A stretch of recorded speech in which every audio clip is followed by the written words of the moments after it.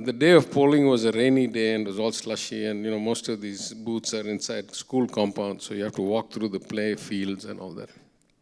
And I was going to inspect the booth to see if polling was going okay.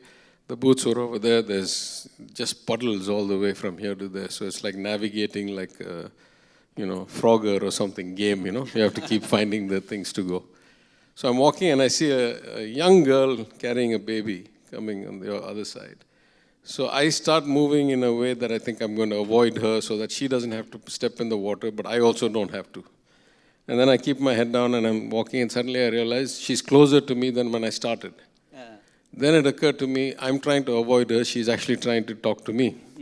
So I just stood there and waited for her to come. First election, I can't even speak Tamil publicly at that time.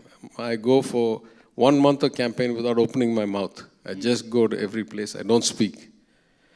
This is the day of polling. I stand there, she comes up to me, she says, "Aren't you the candidate? I know you." She says, "I've just come from the booth, I voted for you.